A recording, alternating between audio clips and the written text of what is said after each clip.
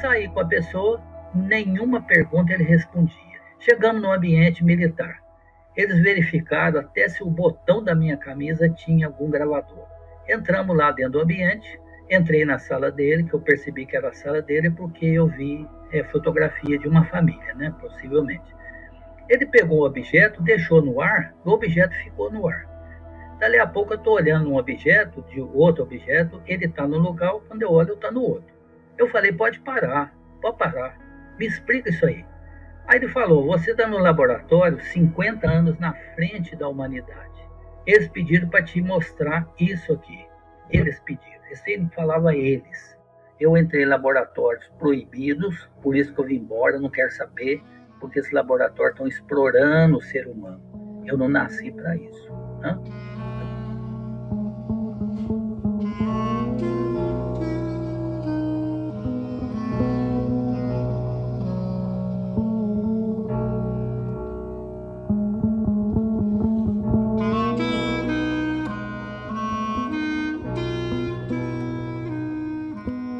Ele se formou em Engenharia Elétrica pela UFMG em 1972. Em 2008, se especializou em Gestão de Negócios Empresariais e Marketing. Atualmente, é assistente universitário da Universidade Estadual de Montes Claros e professor da Faculdade de Computação na mesma cidade. No episódio de hoje conhecemos Roque Cerávulo, uma dessas personalidades que topamos raras vezes na vida e que com poucas palavras consegue nos levar a um universo de aventuras vividas em seu caminho.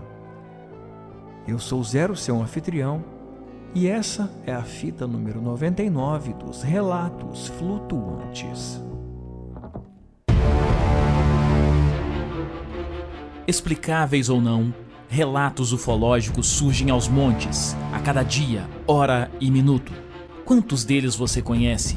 E quantos casos sequer são relatados? Ajeite seus fones de ouvido e esteja preparado para experimentar um deles agora. Oi, Rony. Meu nome é Roque Cerávulo. E eu nasci numa cidade muito pequena no sul de Minas. Ela chama Muzambinho. E o contato nosso com a cidade de São Paulo nos deu muita chance de aprender muitas outras culturas, né? E isso nos ajudou muito a ter uma mente um pouquinho melhor, porque nós tínhamos contato com japonês, com italiano, com espanhóis, e judeus, inclusive, turcos. E eu sempre gostei de conversar com pessoas de idade para pegar uma informação sobre os erros que eles cometeram, os acertos que eles cometeram. E assim isso ajuda muito a gente a evoluir um pouco mais rapidamente, né? Minha vida foi completamente diferente do normal. Tem coisa que aconteceu que eu não sei explicar. E nem quero explicar, porque é muito fora dos padrões normais.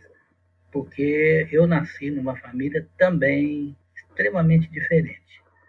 Minha mãe tinha um poder com a natureza muito grande e me ensinou algumas coisas.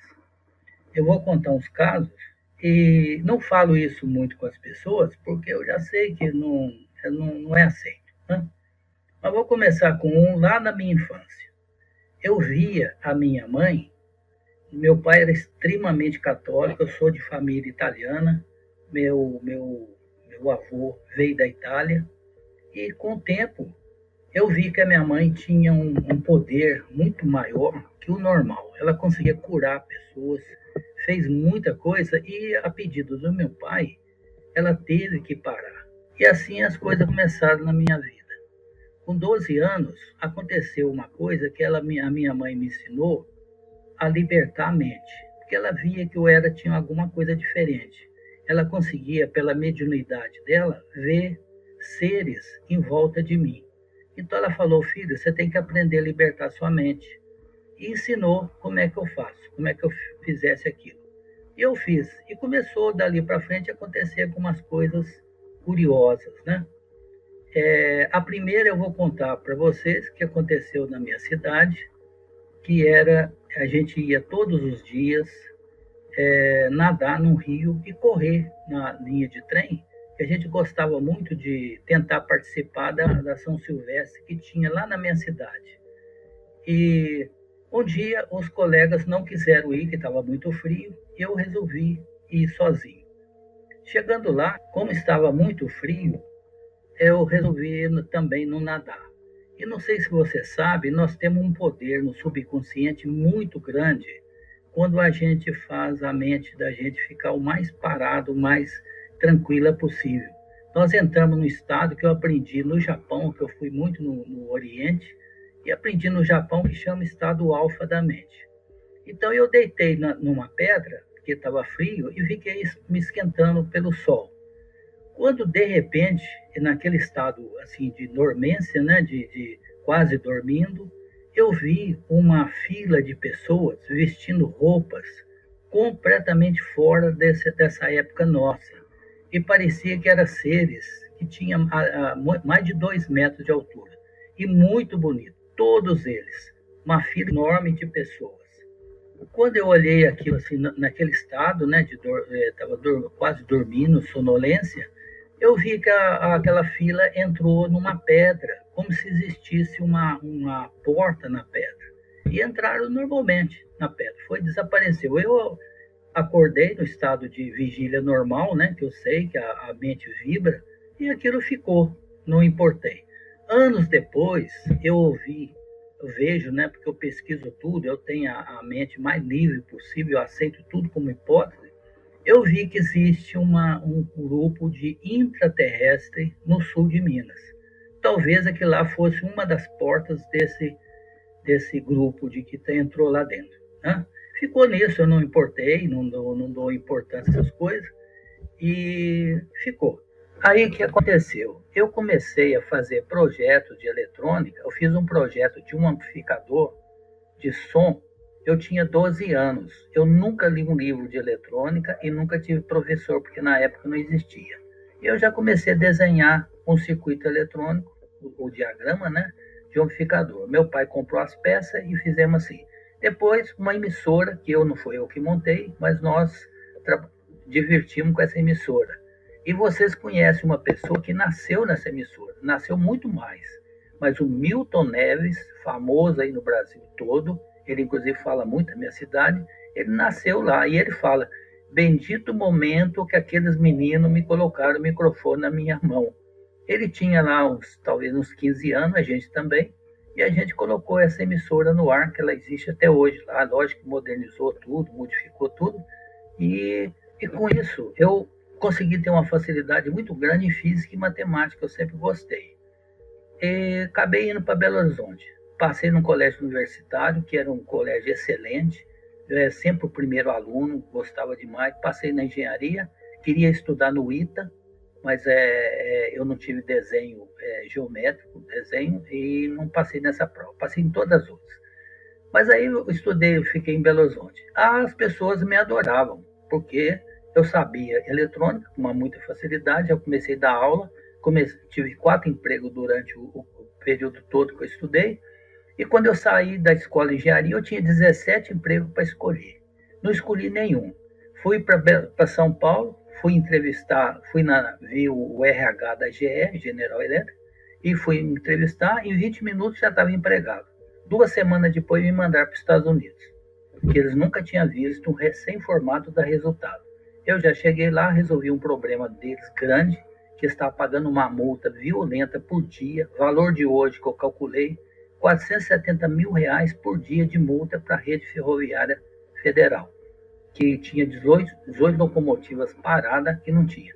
Mas eu vou falar o seguinte, não tem nada a ver comigo, não sou inteligente, não sou nada. O que tem é a mente libertada vai trazer informações. Eu tenho certeza absoluta que os seres que eu vejo muitos seres, hoje não me interessa mais, que não serve para ninguém.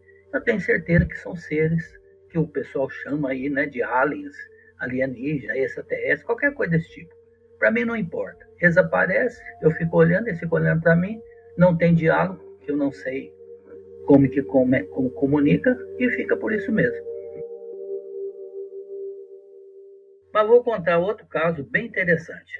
Foi uma vez, eu com um colega, eu estava na minha cidade, ele já tinha formado na minha frente e já tinha comprado um carro novo. E me convidou para a gente ir numa cidade perto lá da minha cidade. Aí, porque tinha um baile dançante, nós ia lá ver se divertia um pouco, né? Mas na ida era cerca de 6 horas e pouquinho, já praticamente escureceu, tinha escurecido, e a gente estava indo e eu percebi que vinha um carro atrás. Eu não falei nada com o colega porque eu fiquei com medo dele não deixar passar, que era estrada de terra, e aquilo ia criar uma poeira muito grande.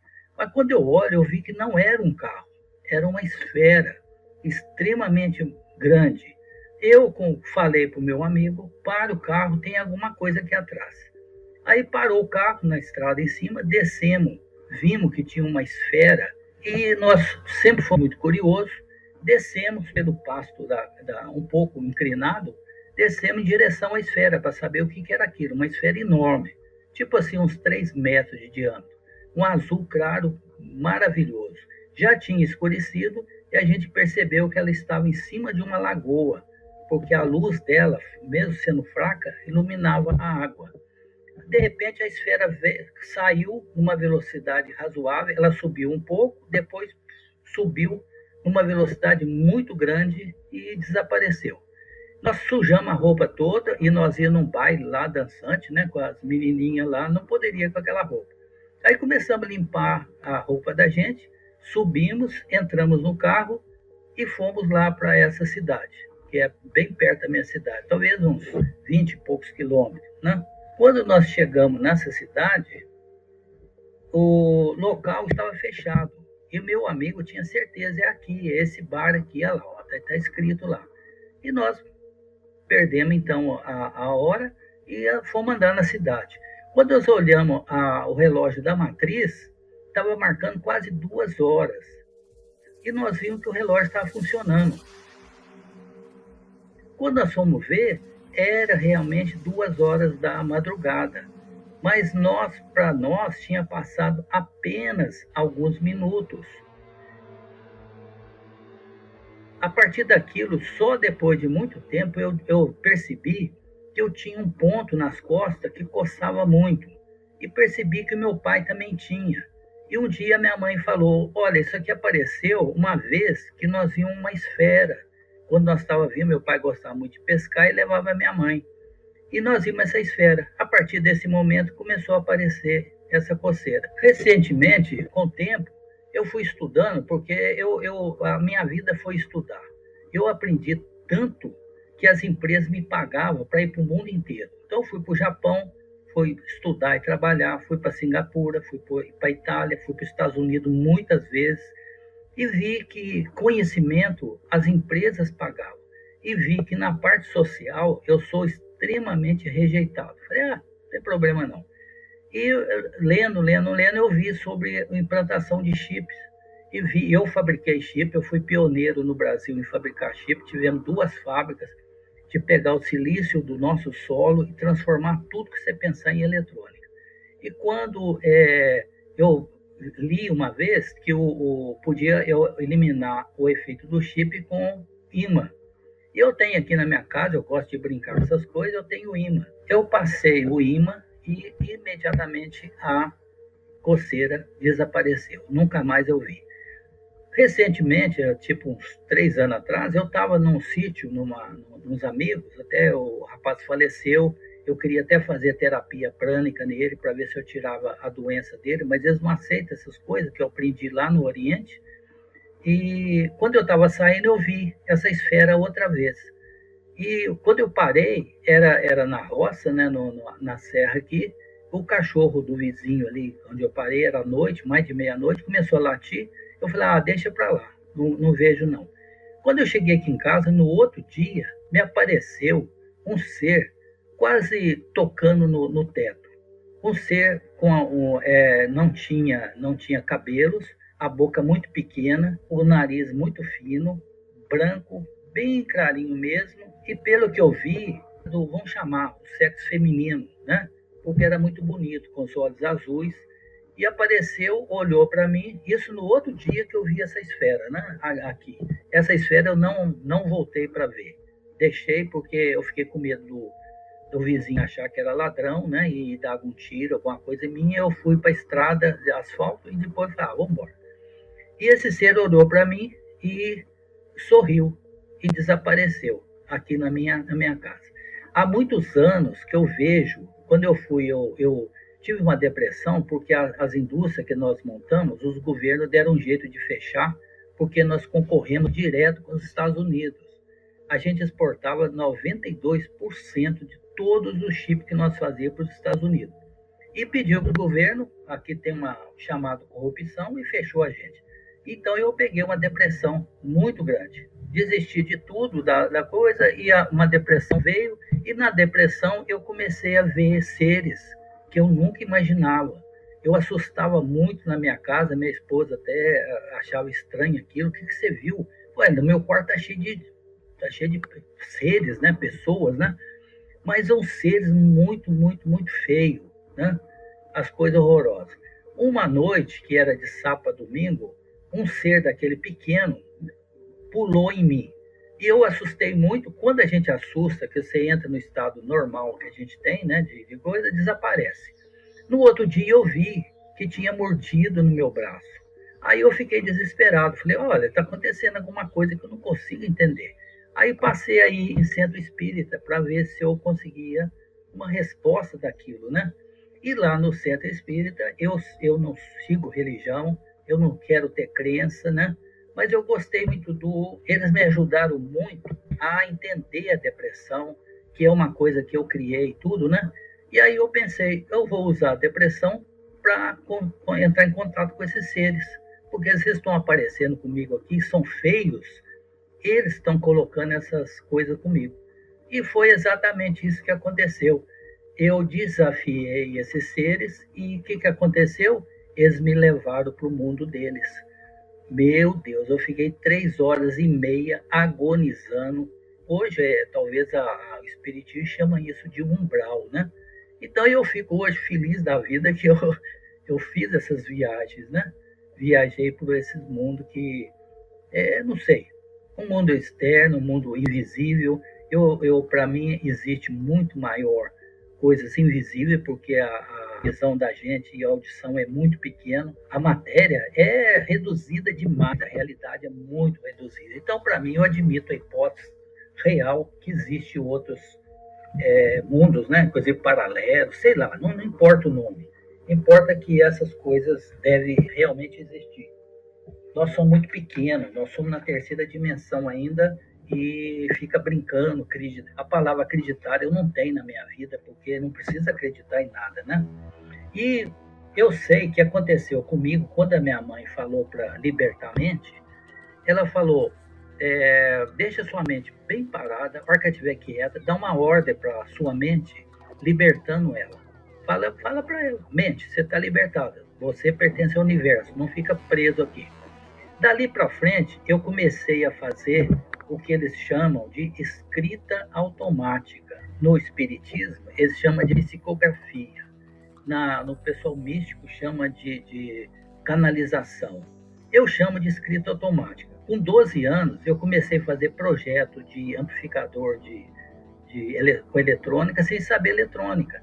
Nós montamos uma emissora de rádio sem saber, aquilo vinha na minha cabeça. Depois que eu vi que isso era assim que o Tesla fazia.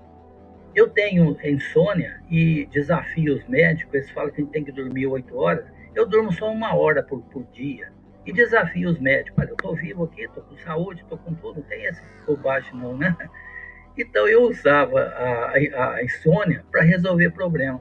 Eu tenho aqui mais ou menos mais de 100 cadernos, já escrevi mais de não sei quantas apostilas, todas vindo disso que hoje os cientistas chamam de a caixa. Ou seja, é o que o Steve Jobs utilizava. Existe esse sistema, né, que os cientistas gostam muito, acreditam muito, seguem muito, né? E o Steve Jobs, da nossa geração, é o melhor exemplo. A sede lá da Apple é uma bobina, são 5 pavimentos de bobina colocados dentro da Terra. E lá ele usou até o Valdo Vieira, né, que era o médium brasileiro, ele usou o Valdo Vieira para meditar e capturar as informações que tem nesse arquivo, chamado arquivo acástico. E eu estava fazendo isso desde o princípio. Eu tenho mais de 200 invenções espalhadas para o mundo inteiro. A Samsung tem invenção minha, a Sharp, a RCA, a GE. Eu nunca cobrei, nunca vou cobrar. Tudo que eu inventei, eu passei para eles. Eu não quero, de forma alguma, viver o que a sociedade vive. Porque a sociedade, a ciência social que está aí disponível, não resolveu nenhum problema humano. E nós não temos soluções aqui. Eu me considero que eu estou num laboratório. Mas quando eu estava nos Estados Unidos, eu falei que eu sei o que é um bit e o Bill Gates não sabe. Lá eles não riem dessas coisas. Aí eles me perguntaram para mim o que é um bit. Aí eu expliquei. Eles gostaram tanto na empresa que eu estava, depois que eu entendi por que eu fui para essa empresa, eles que arrumaram para eu ficar lá, deixaram eu fazer tudo o que eu quisesse. Aí eu descobri que eles conheciam coisas que era anormal para a sociedade.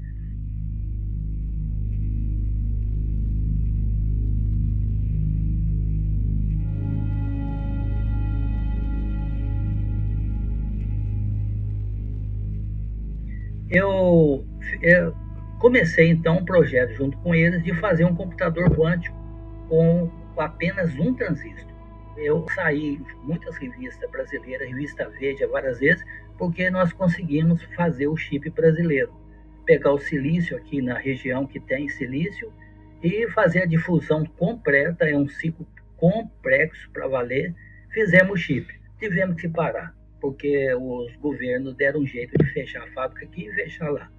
Mas quando eu estava lá nos Estados Unidos, eles adoravam eu falar que eu aprendi computação com Jesus Cristo. E eles não riam. Ele falou, como assim? Ué, Jesus Cristo veio ensinar a verdade e a luz. A verdade é esse computador aqui que eu estou falando, que para mim não serve para nada. E a luz é o computador quântico. Então esse ser, esse avatar chamado Jesus, que eles usam na religião, veio nos ensinar a física quântica. Para você ter uma ideia, ele fez o peixe, fez o pão. Ou seja, ele usou o pensamento para fazer coisas. E o pessoal lá dos Estados Unidos, o ambiente que eu estava, um ambiente altíssimo, fabricava muitos componentes militares, um ambiente fiscalizado pelo FBI, né? E eles deixaram eu fazer as coisas todas.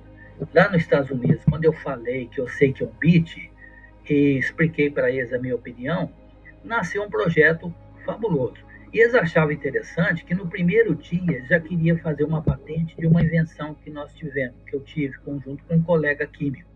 Eu falei, não, pode ficar para vocês. Nos Estados Unidos, eles nunca viram uma pessoa que não importa com dinheiro. Eu acho que dinheiro é a coisa mais desprezível do mundo. E começou esse projeto. De repente, me deu uma vontade de voltar. Eu tinha 2 filhos, né? E estava pequeno. E deu uma vontade louca para voltar para cá. Não entendi aquela vontade, desesperadora, né? De voltar. Eu fui lá com o meu chefe lá da engenharia e falei, olha, eu estou voltando ao Brasil, já marquei a passagem e vamos embora. E ele foi lá e voltou e falou, olha, nós te oferecemos $96 mil só para você continuar esse projeto. Eu falei, não, eu vou embora mesmo. Ele falou, olha, tem um senhor aí que quer te mostrar uma coisa, você quer ir com ele? Eu falei, vou, não tem problema não. Saí com a pessoa, nenhuma pergunta ele respondia. Qualquer pergunta fora do assunto ele respondia, a outra não. Chegamos no ambiente militar. Eles verificaram até se o botão da minha camisa tinha algum gravador. Entramos lá dentro do ambiente, entrei na sala dele, que eu percebi que era a sala dele, porque eu vi fotografia de uma família, né, possivelmente. Ele pegou o objeto, deixou no ar, o objeto ficou no ar. Dali a pouco eu estou olhando um objeto, de outro objeto, ele está no lugar, quando eu olho, está no outro. Eu falei, pode parar, me explica isso aí. Aí ele falou, você está no laboratório 50 anos na frente da humanidade. Tem outros laboratórios. Eles pediram para te mostrar isso aqui. Eles pediram. Ele falava eles. Nesse laboratório nós já temos levitação e nós temos teletransporte. Eu falei, essas duas coisas eu já sei, porque na minha cidade nós já tínhamos uma pessoa que sabia levitação, ele usava o eletromagnetismo. E teletransporte é muito fácil, porque é muito mais fácil viajar no tempo do que no espaço. Então eu consigo deslocar uma pessoa para o passado, para o futuro, Os caras já sabiam disso. Aí eu falei para ele o seguinte: olha, o transistor para mim é um neurônio. A base do transistor está no presente. O emissor está no passado e o coletor está no futuro. Eles não riem dessas coisas. Aqui todo mundo morre de rir de mim, né? Meus alunos, eu entrei em universidade, várias universidades, em faculdade, para tentar fazer alguma coisa no Brasil. Não pode. O Brasil é proibido. Nós somos apenas fornecedores de matéria-prima. E ponto final. Nós não temos esse poder, né? Não serve. Eles achavam que se eles mostrassem isso para mim, a minha curiosidade é tão grande que eu iria ficar. Quando eu percebi, alguma coisa estava me puxando para voltar para o Brasil. Não fiquei, vim embora. Hoje, os Estados Unidos me pagam o que eu quiser para ir para lá. Eu abandonei tudo e hoje eu sei que foram meus protetores, sei lá, vamos chamar espirituais, né? Que mandaram eu voltar. Aí o que acontece? Sarou a depressão. Eu falei, meu Deus, eu vou mudar de vida. Eu vou agora ser espiritualista. Vou chamar espiritualista, mas é outra palavra, né? Eu não gosto dessa palavra que está muito massacrada. Eu vou ser doador. Doei tudo que eu tinha, tudo. Peguei o dinheiro da passagem de ônibus e vim para cá, para essa cidade aqui, que é uma cidade horrorosa. Um calor que eu não gosto, tudo. Eu falei, eu vou justamente para lá. Eu vou para um lugar que eu não gosto. E abandonei tudo e fiquei só escrevendo minhas coisinhas aqui. Comecei a dar aula porque eu perdi as empresas nossas brasileiras todas fecharam. Eu vi que todos os governos eram contra a gente, porque nós mexemos com interesses internacionais e fecharam. Isso é outra história que é a história materialista do Brasil, não me interessa ela. Mas eu comecei a dar muita aula, fazer muita palestra, e já sabia que em 2020 alguma coisa ia chegar. Eu dei uma palestra, tem testemunha, tudo que eu chamei de singularidade. Ou depois eu chamei a internet das coisas. Nós somos coisas. E a internet vai mexer com as coisas. Essas coisas somos nós também. Certeza absoluta, a internet vai controlar as pessoas. O que acontece é que a gente entra em contato com não sei explicar o que é. Os espíritas falam que é psicografia. Os místicos falam que é canalização. O cientista fala que são os arquivos acásticos. Eles estão aí disponíveis para nós. É tudo que todos os seres dessa e de outras dimensões pensaram. E esse pensamento está disponível para qualquer um que chegar lá. Mas somos nós que temos que ir lá. Ele não vem aqui para a gente porque não tem interesse para eles. É a mesma coisa de um cientista querer explicar a física quântica para uma pessoa da roça. Por que o cientista vai fazer isso? Nunca. Mas se o cara da roça fizer uma pergunta quântica para o físico, ele vai responder. Ele gosta de responder. Então somos nós que temos que evoluir. E não a evolução que tem que chegar até nós. Seria uma ignorância muito grande a gente achar que nós, seres humanos, somos alguma coisa. Nós somos apenas terceira dimensão. Eu sei que a quarta dimensão, eu imagino que a quarta dimensão seja o tempo. Então, a somatória das terceiras dimensões forma a quarta. E a quinta dimensão seria energia. Hoje eu tenho certeza, eu falei nos Estados Unidos, que o nosso RNA é um software. E o DNA é o hardware. Nós somos capazes de entrar no RNA das pessoas e fazer as pessoas agirem como a gente deseja. O Elon Musk faz isso, o Bill Gates faz isso, e todo mundo já está fazendo isso. Eu entrei em laboratórios proibidos, por isso que eu vim embora, não quero saber, porque esses laboratórios estão explorando o ser humano. Eu não nasci para isso. Né? Eu não me importo com isso, hoje eu tenho 80 anos, estou com 79 anos, para mim não me interessa mais essa vida na Terra, né? Essa vida para mim é muito, muito inferior. Eu estou maluco para ir para terminar esse ciclo, para começar outro. Vamos ver se na próxima vida a gente faz alguma coisa em outro planeta, em outra dimensão, em outra escala, né? Essa aqui está muito ruim.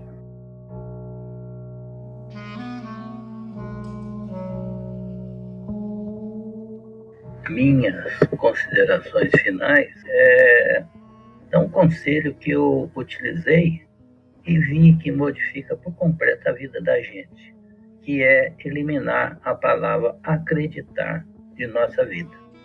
Pelo seguinte, quando eu falo eliminar acreditar, as pessoas acham que eu sou obrigado a desacreditar. Não é isso. É que a nossa memória grava no subconsciente aquilo que nós dizemos que acreditamos. Significa que vamos estacionar naquele ponto. O que mais certo é deixar a mente completamente livre, deixa ela decidir, porque a verdade não está ainda aqui. A verdade está atrás das coisas e nós ainda não chegamos na verdade, ela está muito longe. E quando acreditamos, achamos que aquilo é verdade.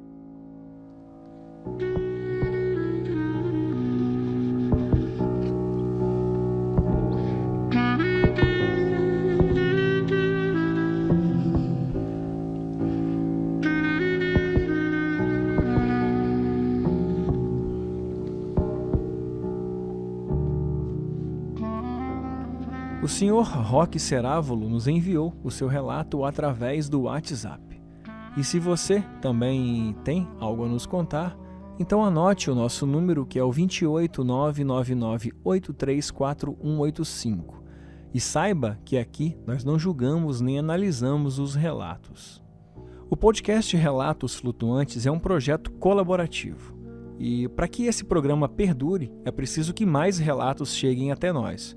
E por isso que eu te peço para você compartilhar esse programa com aquele seu amigo que já escuta podcast, mas que ainda não conhece os relatos flutuantes. Quem sabe não existe ali um relato ufológico esperando para ser divulgado. E também tem uma outra forma que é ainda mais fácil de ajudar o nosso programa, que é classificando o podcast aí no seu aplicativo. Se você escuta pelo Spotify, tem lá as 5 estrelinhas. Se você escuta pela Apple Podcast, quem sabe você não nos deixa uma avaliação e assim o nosso podcast vai ter mais visibilidade e, consequentemente, mais relatos vão chegar para a gente. Agora, se você quer ajudar de uma forma estrutural, aí eu te convido a ser um comissário de bordo. Acesse www.apoia.se/relatos flutuantes. Nesse site você encontra um painel com várias modalidades de ajuda, de financiamento a partir de R$5. E dessa forma você ajuda diretamente o podcast a melhorar como um produto de entretenimento. E claro, vale lembrar que com qualquer valor apoiado, qualquer modalidade apoiada no nosso financiamento coletivo, você tem direito a desbloquear os conteúdos exclusivos. E além disso, nós também temos uma loja de camisetas exclusivas e desenvolvidas aqui pelos Relatos Flutuantes. Acesse www.lojaflutuante.com.br e leve um pouco dos Relatos Flutuantes para sua casa. Agora sim, vamos falar da semana que vem, e na semana que vem nós temos o episódio 100. Na semana que vem nós completamos 100 episódios de Relatos Flutuantes. E aqui fica mais uma vez e pela última vez um pedido e um convite para que você, flutuante, participe do nosso 100º episódio.